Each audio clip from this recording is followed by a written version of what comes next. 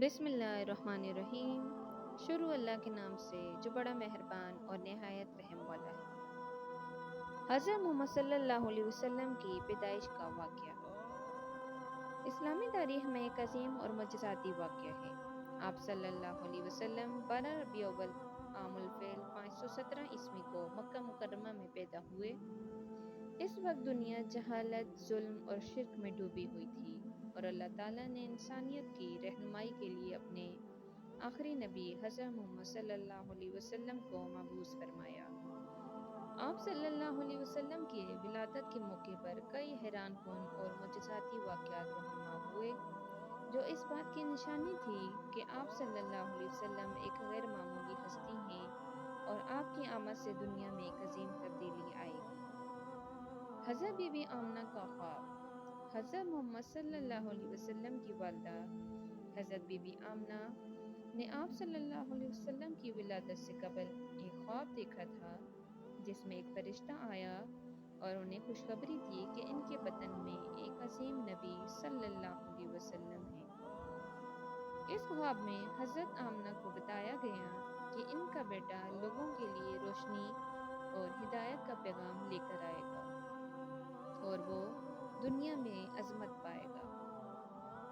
کعبے میں بتوں کا گرنا۔ حضرت محمد صلی اللہ علیہ وسلم کی پیدائش کے وقت خانہ کعبہ میں موجود بت، جن کی مکہ کے لوگ عبادت کرتے تھے، معجزاتی طور پر گر گئے۔ یہ ایک بہت بڑا واقعہ تھا۔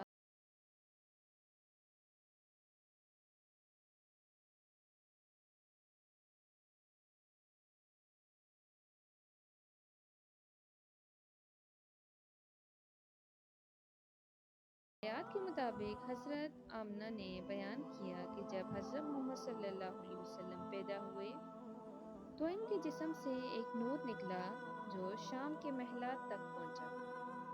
یہ نور اس بات کی علامت تھا کہ آپ صلی اللہ علیہ وسلم دنیا کو نور سے منور کرنے آئے ہیں، اور آپ کا پیغام پوری دنیا تک پہنچے گا۔ کسرا کے محل کے 14 کنگروں کا گرنا۔ حضرت محمد صلی اللہ علیہ وسلم کی پیدائش کے دن فارس یعنی موجودہ ایران کے کسرا بادشاہ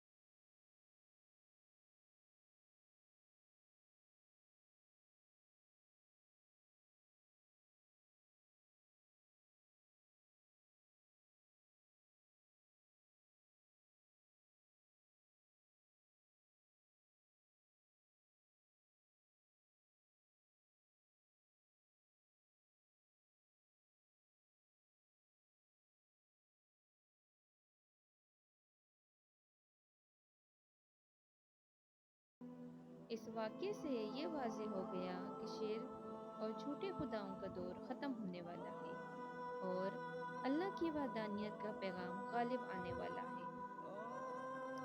ایران کی آتش کدے کا بجھنا۔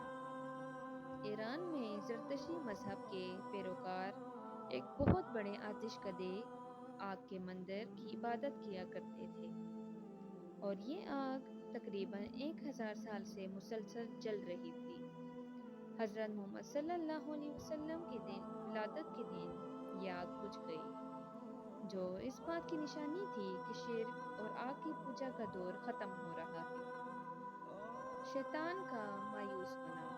حضرت محمد صلی اللہ علیہ وسلم کی پیدائش کے وقت شیطان کو یہ یقین ہو گیا کہ اب اس کا دور ختم ہونے والا ہے۔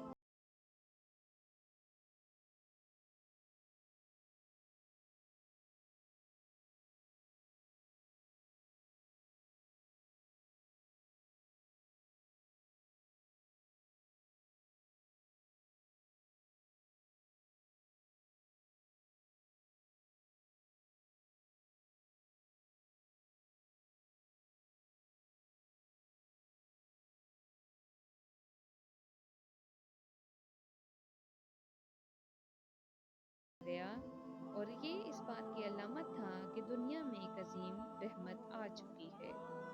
سبحان اللہ۔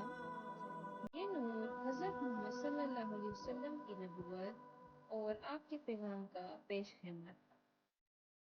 قریش کے سرداروں کا خواب دیکھنا۔ کچھ روایات کے مطابق مکہ کے پاس قریش سرداروں نے حضرت محمد صلی اللہ علیہ وسلم کی ولادت کے دن عجیب خواب دیکھے۔ انہوں نے دیکھا کہ ایک روشنی مشرق سے مغرب تک پھیل رہی ہے اور اس روشنی نے تمام دنیا کو اپنی لپیٹ میں لے لیا ہے۔ اس خواب کی تعبیر یہ تھی کہ حضرت محمد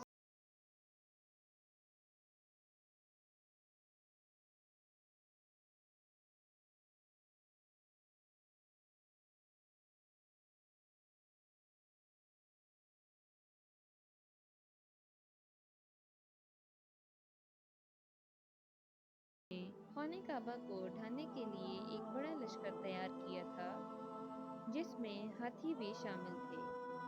جب ابرہہ کا لشکر مکہ پہنچا تو اللہ تعالیٰ نے پرندوں کا ایک جھنڈ بھیجا جنہوں نے کنکریاں پھینک کر اس لشکر کو تباہ کر دیا۔ یہ واقعہ حضرت محمد صلی اللہ علیہ وسلم کی ولادت سے قبل مکہ کی حفاظت کا غیبی انتظام تھا اور اس بات کی نشانی تھا کہ اللہ تعالیٰ نے خانہ کعبہ کی اور اس میں پیدا ہونے والی ہستی کی حفاظت کا انتظام کیا ہے۔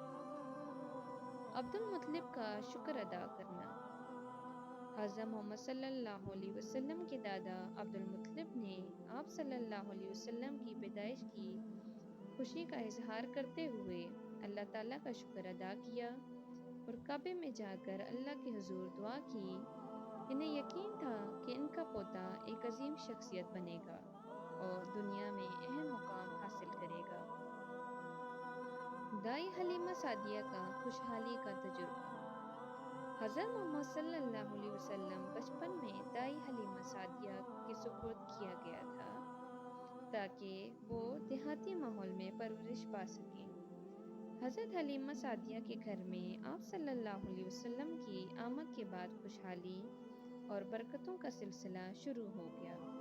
ان کا دودھ اور جانوروں کی پیداوار میں برکتیں بڑھ گئیں، جو اس بات کا ثبوت تھا کہ نبی کریم صلی اللہ علیہ وسلم کی ذات سے برکتیں وابستہ ہیں۔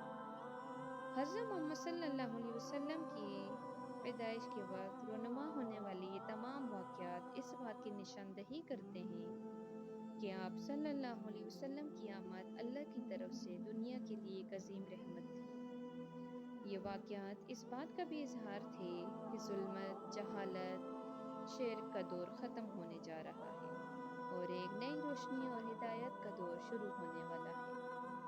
اللہ تعالیٰ نے اپنے آخری نبی صلی اللہ علیہ وسلم کو دنیا میں ایک انقلابی پیغام کے ساتھ بھیجا جو قیامت تک انسانیت کے لیے ہدایت کا ذریعہ ہے۔ Please like and subscribe.